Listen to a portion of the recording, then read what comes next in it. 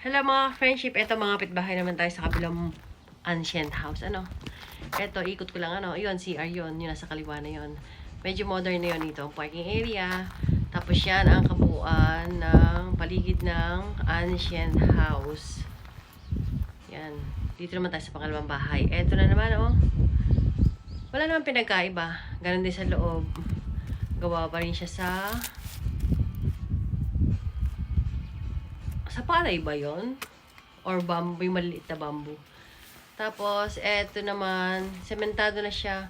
Siguro noong unang panahon, siya, yung lupa lang siya. Ngayon, ginawa na siguro ng semento para medyo tumibay-tibay siguro yung pundasyon at hindi bababa yung lupa.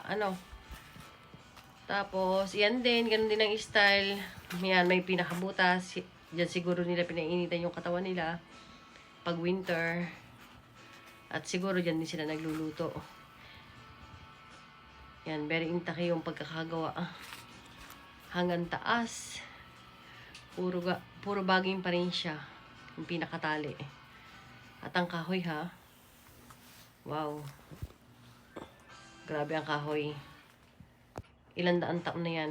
Yayoy period pa pala itong bahay na to. At ito na kanilang pinto.